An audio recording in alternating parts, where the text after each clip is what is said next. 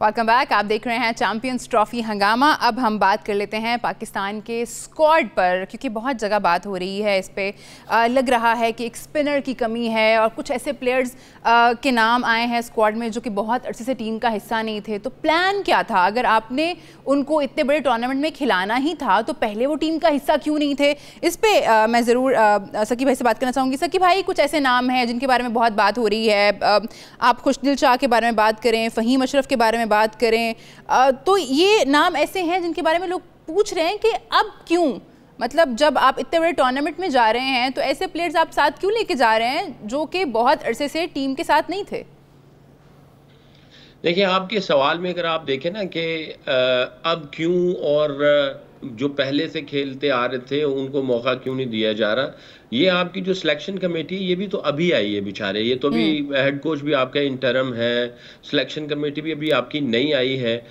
ये सवाल बिल्कुल ख़त्म हो जाते हैं जबकि 4 साल आप पहले सोचते कि चैंपियंस ट्रॉफी आ रही है। तो जनाब, ये हमारी सिलेक्शन कमेटी 4 सालों की है, ये हमारा हेड कोच स्पोर्ट्स स्टाफ 4 सालों का है, ये हमारा कैप्टन 4 सालों का है, और फिर आप जो मेन आपके प्लेयर होते हैं जिसको हम सेंट्रल कॉन्ट्रैक्ट के ग्रेड ए के होते हैं, जिनको कैटेगरी ए में रखा जाता है, वो और बी, आप उनको शफल अराउंड करते हुए आप अपनी टीम को आगे लेके चलते हैं 4 सालों में।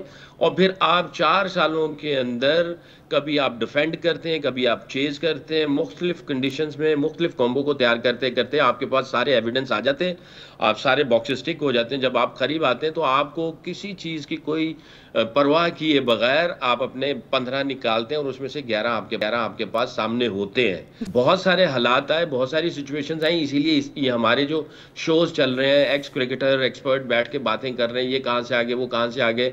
तो ये चीज़ें, एक स्पिनर कम है, ये भी एक बात चल रही है। क्या ये 2 स्पिनर्स पूरा काम कर देंगे?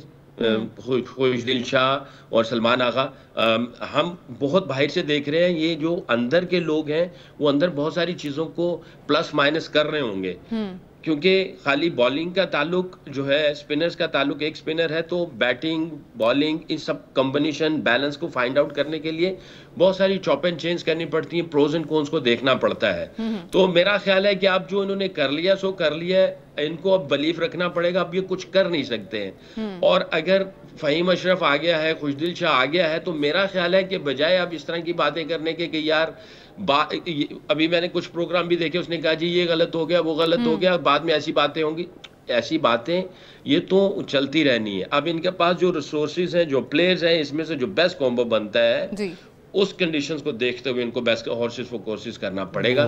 मेरा ख्याल है इररेलेवेंट बात हो जाएगी अगर मैं कहूँगा हाँ एक स्पिनर कम है। अब इनके पास ये है, इसमें से इन्होंने कैसे चैंपियंस ट्रॉफी को उठाना है इन प्लेयर्स के एतबार से। जो हो गया सो हो गया, जो सिलेक्ट कर लिए सो कर लिए, तो इनमें से कैसे कॉम्बिनेशन बनाना है। मैं ये समझता हूँ, जैसे मैंने सुबह भी कहा था कि प्रॉबेबली सलमान आगा को 60-70% समझ रहे हैं कि ये 60-70% स्पिन का लोड उठाएगा, 30-40% जो है वो शदाब क्या नाम है इसका, खुशदिल शाह उठाएगा लोड। हो सकता है अगर पिच कंडीशंस सूट कर रही हैं और कुछ ऐसी सिचुएशन बनी हुई है तो ये दोनों के दोनों 10-10 ओवर के बॉलर बन जाएंगे।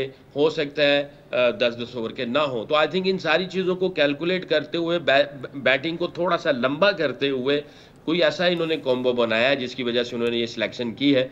आई थिंक जो इनकी कैलकुलेशन है, I think we should back them, और I think we should back the players as well, rather than ये कम है वो कम है डाउट्स डालने की। मैं ये समझता हूँ ये डाउट्स डालने वाली बात है।